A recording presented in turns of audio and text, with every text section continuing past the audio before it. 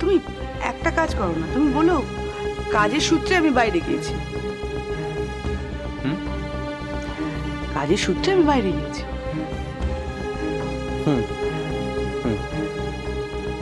না, আমি আরেকটা কথা ভাবছিলাম যে যদি মানে জাস্ট মাত্র 2-3 ঘন্টার তো ব্যাপার, যদি তুমি যেতে পারো কি? না না, কোথায় কোথায়? বাড়িতে, আমি তোমার বাড়িতে। বিনায়ক, ওই বাড়িটা কোনোদিন আমার বাড়িই ছিল না। ওই বাড়িটাকে আমার বাড়ি করে নিতে পারি এমন কোনো কাজও আমি করিনি। তো তোমার বাড়ি ছিল, তোমারই আছে।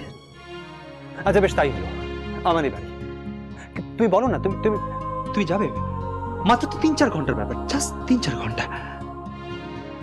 আসলে আমি আর কখনো ওই বাড়িতে ঠিক যেতে চাও না, আমি জানি সৃষ্টি। কিন্তু সৃষ্টি, আমাদের তো কথা হয়েছিল যে যদি আমরা কখনো কোনো সমস্যায় পড়ি তাহলে আমরা একে অপরের কাছে যাব সাহায্য করার জন্য, সাহায্য নেওয়ার জন্য।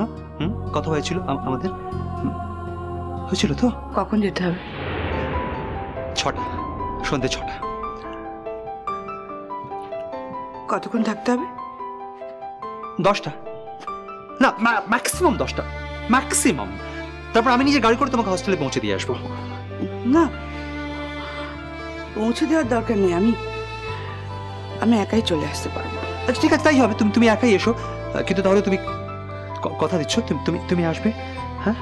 আচ্ছা, তোমার বন্ধুরা আবার রাতে থেকে যাওয়ার প্ল্যান করবেন না তো? তখন আবার তুমি অনুরোধ করবে? না না না না না না, আমি শিওর ওনারা থাকবেন, ওনারা ডিনার খেয়েই সবাই চলে যাবেন, আমি শিওর।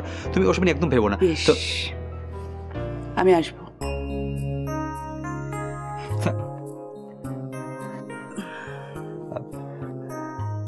সরি,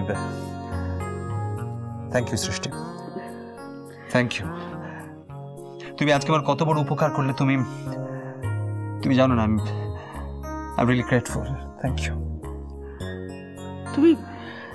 তুমি এত রোগা হয়ে যাচ্ছ কেন বিনয়? আসছে না মালিনীদি ঠিক সময়, না তোমার যত্ন করছেন না? রাত অব্দি জেগে কাজ করছো? এখন তো কেউ নেই বলার মতো। রাত হয়ে গেছে, এবার আলোটা নিভিয়ে দাও। আমার খুব খারাপ লাগছে বিনয়। বিবাহিত জীবনে একটা দিনও তুমি সুখী হতে পারোনি। তুই ভুল জানো সৃষ্টি। আমি ঠিক জানি বিনায়ক, জানি না কথাটা বলার সঙ্গত হবে কিনা। তুমি তো আর 5টা মানুষের মতো সাধারণ গৃহস্থ মানুষ নও, তাই তাদের মতো করে আমি তোমার হিসেব করতে পারবো না।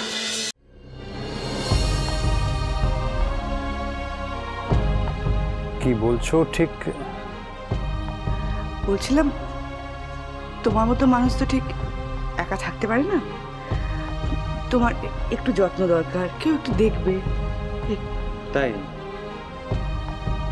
হ্যাঁ, তাই বলছিলাম যদি মনের মতো কোনো সঙ্গী নির্বাচন করে থাকো। হ্যাঁ,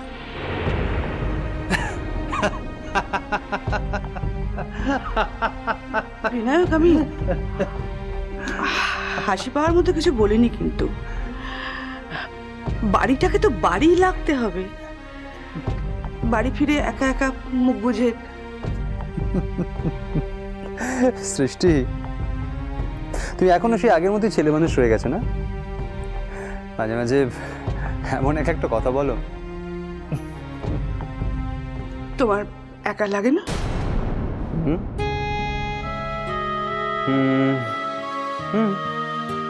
লাগে। বাড়ি ফিরে কারোর সাথে কথা বলতে ইচ্ছে করে না? করে, কিন্তু তাই বলে সেটা তো যে কেউ হতে পারে না।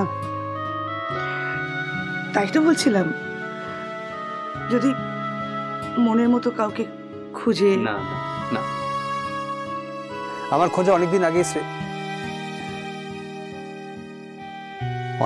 শেষ হয়ে গেছে সৃষ্টি, তুমি জানো সেটা। তারপর থেকে আমি কখনো কাউকে খুঁজিনি জীবনে, একবারই।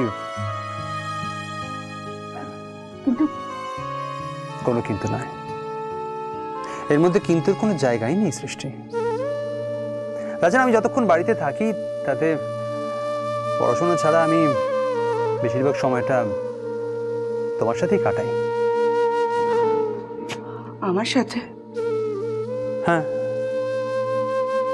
এই যেমন ধরো মানে তোমার বিভিন্ন ছবি দেখে, বিভিন্ন নাচের, বিভিন্ন পারফরমেন্সের সব নানা ছবি, তোমার বিভিন্ন রিভিউ পড়ি।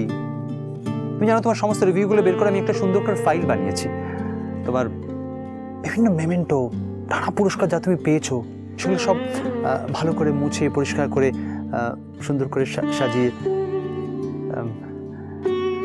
না আসলে এত কিছু করার পর আমার হাতে আর খুব বেশি সময় পড়ে থাকে না।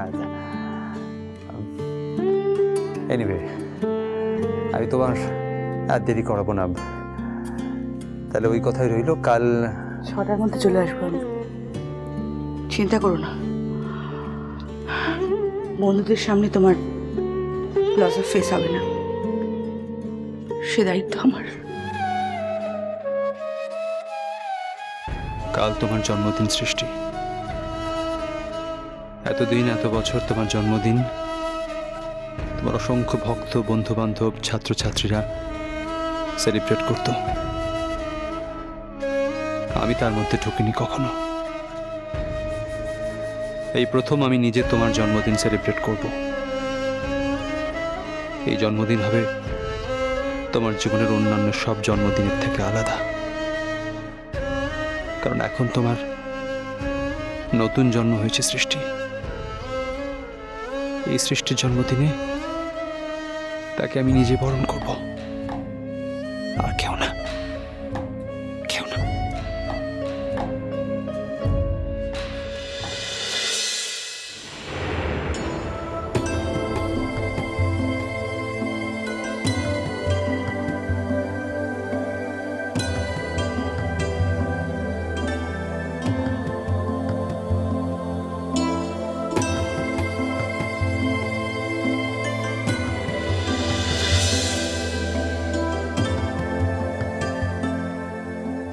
কাল আমার জীবনের একটা বিশেষ দিন বিনায়ক।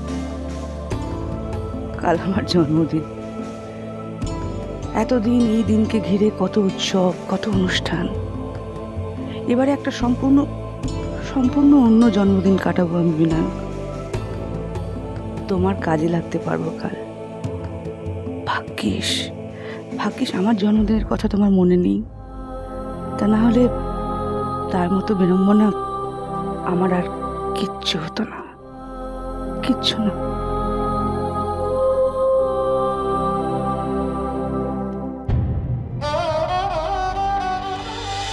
আমি কথা দিচ্ছি আমি আর কিচ্ছু করবো না, যাতে তোমার মাথায় এটা, এবারে কারোর মাথায় এটা, আমি এমন আর কিচ্ছু করবো না। শুধু তুমি আমাকে একটু বিশ্বাস করো। তুমি অন্তত আমাকে অবিশ্বাস করো না। তুমি অন্তত আমাকে অবিশ্বাস করে দূরে ঠেলে দিও না প্লিজ। বাবা, এতদিনে হাতে নিতে পেরেছি আমার গোবর গণেশ বটটাকে।